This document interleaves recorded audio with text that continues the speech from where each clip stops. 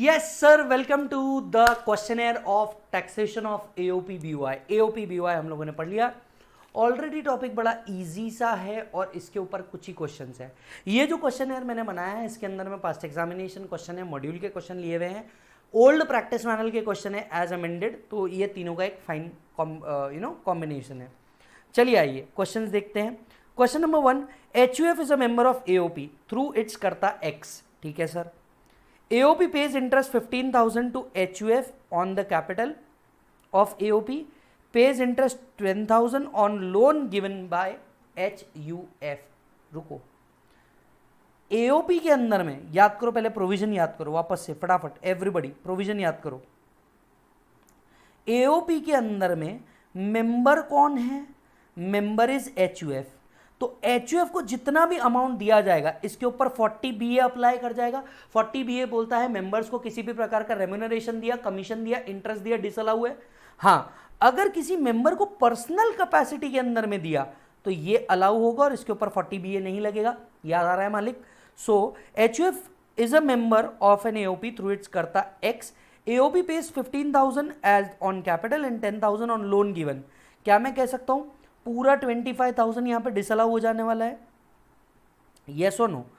Mister X has also received interest of 12,000 from AOP on the loan given by him. अब यहां पे x ने loan दिया, याद कर, पूरा ड्राइंग बना के बताया था मैंने तेरे को। अगर ये इंडिविजुअल कैपेसिटी में दिया है, ये अलाउड है, यानी क्या मैं कह सकता हूं यहां पे 12,000 अलाउ होगा, 25,000 डिसअलाउ हो जाएगा।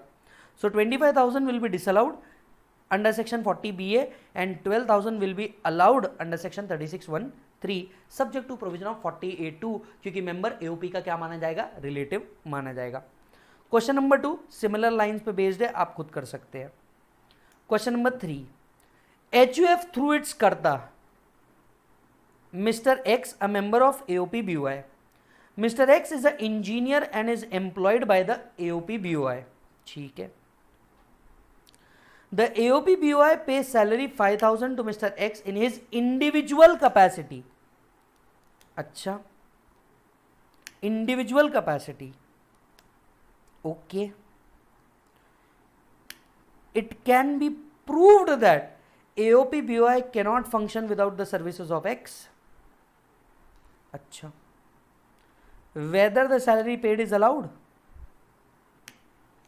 HUF through its कर्ता is a member, mister X is a member. X को आपने कुछ भी दिया, भले ही तुम बोल रहे हो उसको इंडिविजुअल कैपेसिटी में है, पर ये अलाउ नहीं होने वाला। The salary paid by HUF to mister X will be disallowed under 40 BA if an individual is member in a representative capacity in AOP BOI and receive remuneration in his individual capacity, then the same will be disallowed in 40 BA। This is because explanation 2 to 40 BA is applicable only for interest and not for remuneration। remuneration के ऊपर ये provision ही applicable नहीं थी।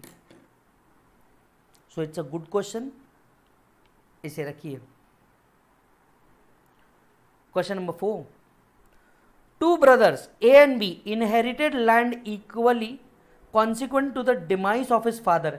याद आ रहा है case law पढ़ा था गोविंद मामया, ये उस पे बेस्ड है, ये उस केस लॉ पे बेस्ड है कि फादर की डेथ हो जाती है, बच्चों को इनहेरिटेंस के अंदर में लैंड मिलती है।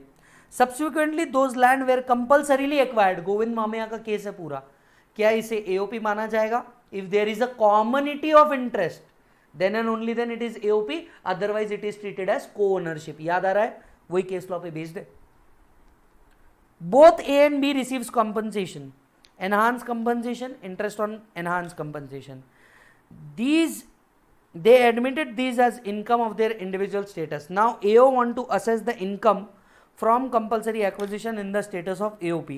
Is the action of AO justified in law? Depend करता है, हालांकि इस केस में justified नहीं रहेगा because there is no commonality of interest। The issue under consideration whether is a case is land inherited by two brothers is compulsorily acquired by government, the resultant gain would be assessed as the status of AOP in their individual capacity। AOP means an association in which two or more person joins in for a common purpose or common action। Thus AOP could be formed only when two or more person voluntarily combines together for a certain purpose. In this case, the property in the question came to assessee by way of inheritance, that is by operation of law. It is not a case where AOP was formed by parties.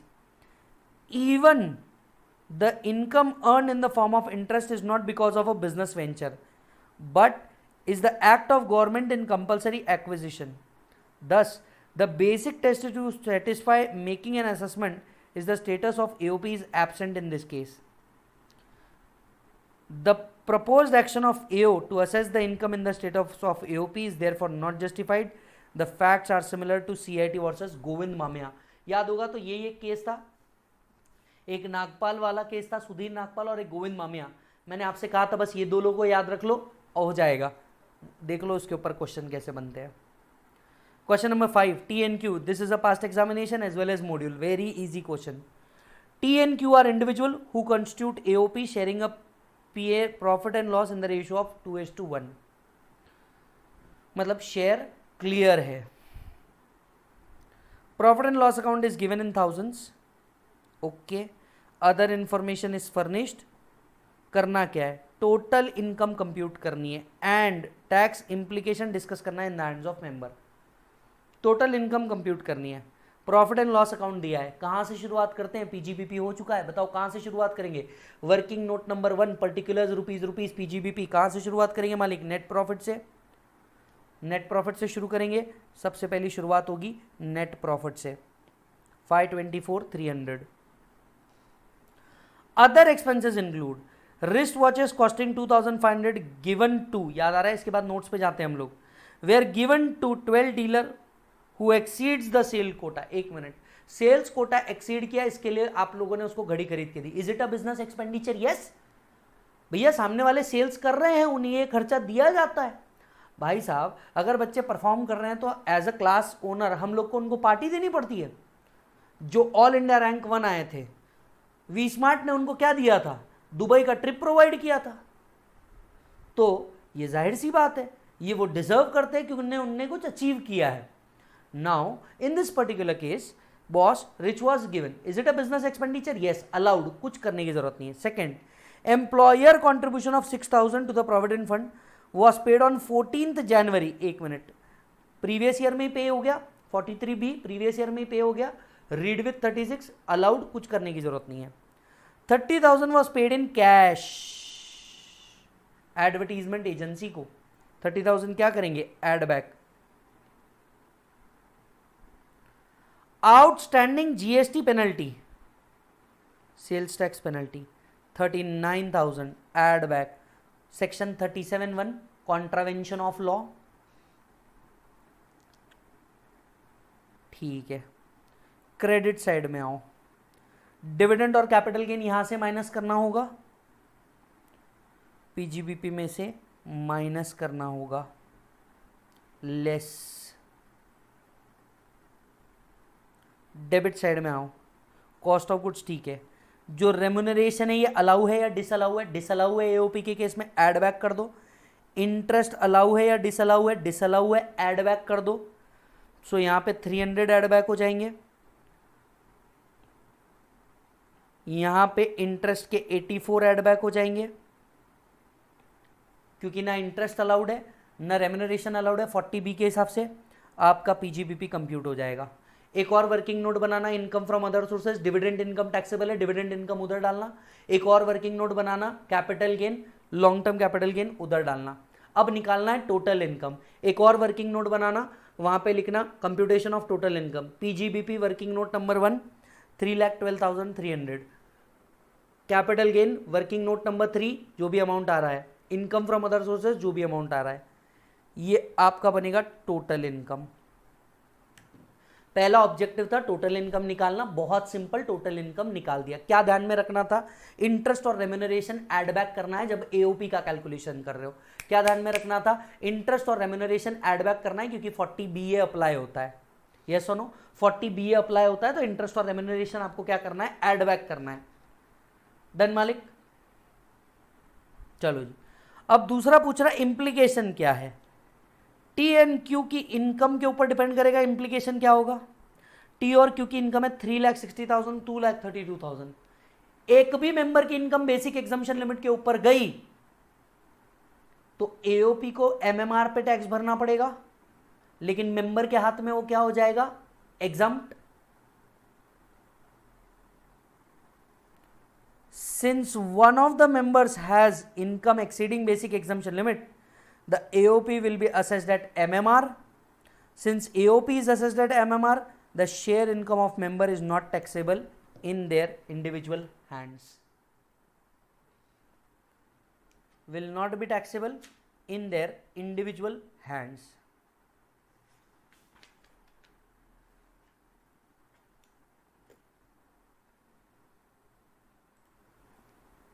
Done sir. Question number 6 self कर सकते हो, बिंदास, easy है। Question number 7 पे आओ। नवंबर 2009 का question है। ये क्वेश्चन ओल्ड प्रैक्टिस पैनल के अंदर में भी था, ये क्वेश्चन ओल्ड मॉड्यूल के अंदर में भी था। I am not exactly sure ये न्यू मॉड्यूल के अंदर में था या नहीं था। नवंबर 2009 मतलब पास्ट एग्जाम में तो था ही था। JK associate is an AOP consisting of two members, J and K. Share of members are 60% and 40%. Share specific है। Income of AOP is 6 lakh rupees. Compute the tax liability of AOP and member. AOP और member का tax liability निकालना है, ठीक है। Assuming situation 1, J and K have their income other than the income of AOP 1 lakh and 3.4 lakh. Stop. अगर एक भी member की इनकम बेसिक एग्जम्पशन लिमिट के ऊपर चली गई तो AOP के हाथ में जो 6 लाख रुपए है वो MMR के बेस पे टैक्स हो जाएंगे। तो सिचुएशन 1 अगर AOP की बात करूं तो 6 lakh into MMR rate, members की बात करूं तो 1 लाख और 3,40,000, क्योंकि शेयर जो AOP से आने वाला है तो वो टैक्स नहीं होने वाला। Situation 1, since one of the member of the AOP has total income exceeding basic exemption limit, the income of AOP will be taxed at MMR 42.744. कैसे आया? 30% plus 37% plus 4% MMR. So check करिए, tax liability of AOP आ गई। अब member की tax liability क्या आएगी? Since MMR के ऊपर AOP ने दे दिया तो ये शेयर एग्जम्प्ट हो गया, इनकी इनकम हो गई, ये टोटल इनकम हो गई।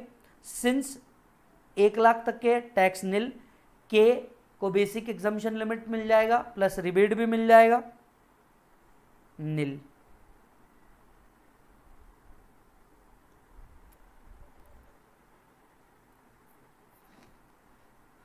Situation 2, J and K's income is 1 lakh and 1.2 lakh.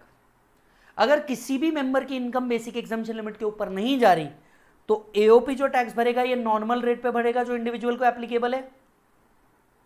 Situation 2, since none of the member has income exceeding the taxable limit, AOP would be tax at a rate applicable to individual, therefore 6 lakh के ऊपर आएगा 33,800 जो individual के लिए applicable है, बिल्कुल वही। अब अगर AOP ने नॉर्मल रेट से भरा है तो मेंबर्स का शेयर इंक्लूड होगा इनकी इनकम के अंदर में, प्लस रिबेट मिलेगा 86 के अंदर में। अब शेयर निकालते हैं हम लोग, शेयर निकालते हैं। जितना भी प्रॉफिट आया 6 लाख, इसको डिवाइड करेंगे 68 to 40 में। सो 60-40 में डिवाइड किया तो ये आएगा 360 to 40, प्लस इनका अदर इनकम 1 लाख प्लस 120, इनकी टोटल इनकम बन गई 460 एंड 360। अब ये अपने नॉर्मल तरीके से जैसे टैक्स निकालते हो बिल्कुल वैसे ही टैक्स लाइबिलिटी निकालेंगे। ये निकल गई टैक्स लाइबिलिटी। इस टैक्स लाइबिलिटी में से रिबेट मिलेगा 86 का, रिबेट ऑफ 86 याद करो, tax into share of AOP BOI divided by total income, tax into share of AOP BOI divided by total income, tax into this, इतना अमाउंट रिबेट का मिल जाएगा, बैलेंस अमाउंट टैक्सेबल हो जाएगा, balance amount taxable हो जाएगा। इसमें से 87A का भी रिबेट मिलेगा because total income does not exceed 5 lakh. आपकी फाइनल टैक्स लाइबिलिटी नील आ जाएगी। आपकी फाइनल टैक्स लाइबिलिटी नील आ जाएगी।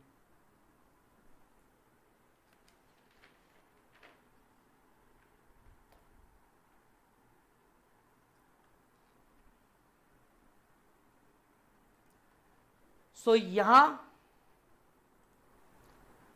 Questionnaire related to AOP BOI हमारा खत्म होता है।